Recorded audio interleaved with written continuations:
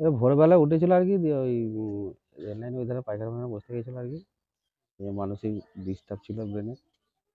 আনুমানিক কটার সময় হয়েছে মনে হচ্ছে? ওই 5টা ট্রেনটা তো কোন দিক থেকে আসছিল ট্রেনটা? রায়না থেকে বাঁকুড়া। তো এখন কি করবেন ভাবছেন? হুম। এই যে মারা গেছেন কি ভাবছেন?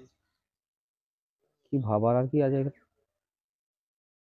বডি কি বলছে কখন দেবে? বডি এবার রেলের যা নিয়ম আছে সেই নিয়ম মেনে তো ওরা বাড়ি দেবে। আপনি কে হন? আমার কাকা হয়। যিনি মারা গেছেন ওনার নাম? চন্দ্রশেখর মণ্ডল। আপনার নাম? সুকান্ত মণ্ডল। বাড়ি? এই খাড়া। ঘটনাটা ঘটলো? ঘটনাটা ঘটলো বলতে, যিনি মারা গেছেন উনি আমার ছোট দাদু হন। এবার ওনার প্রথম থেকেই মানসিক মানে অবস্থা খারাপ ছিল, মানে মোটামুটি মেন্টাল পেশেন্টই ছিল।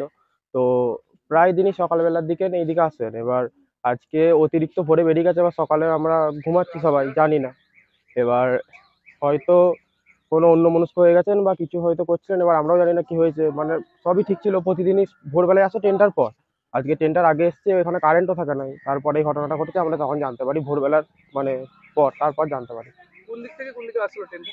ট্রেনটা যাচ্ছিল আপনার মশাগ্রাম থেকে বাঁকুড়া। মোটামুটি টাইমটা কেমন হবে? টাইমটা আপনার ট্রেনের টাইম ওই 5টা 5 এরকম। এখন কি করবেন? এখন কি করব বলতে, এবার রেল যা স্টেপ নেবে তারপর বডি তো আনতে হবে ওখান থেকে। ওনার নাম? আমার নাম আকাশ মণ্ডল। আপনি কে হন যে আমি যে মারা গেছে তার নাতি হই, আমার ছোট দাদু হন। যিনি মারা গেছেন ওনার নাম? ওনার নাম চন্দ্রশেখর মণ্ডল। ওনারা কিভাবে জানলেন যে মারা গেছে? এবার সকালবেলায় শুনছিলাম যে, মানে আমি তো ঘুমাচ্ছিলাম, এবার ঠাম্মা দোকানে ছিল, তো বলা বলি করছে কেউ একজন মারা গেছেন। এবার আমরা ভাবছি হয়তো ছোটদাদু ঘুমাচ্ছে, আমরা অত ভাবে নিইনি।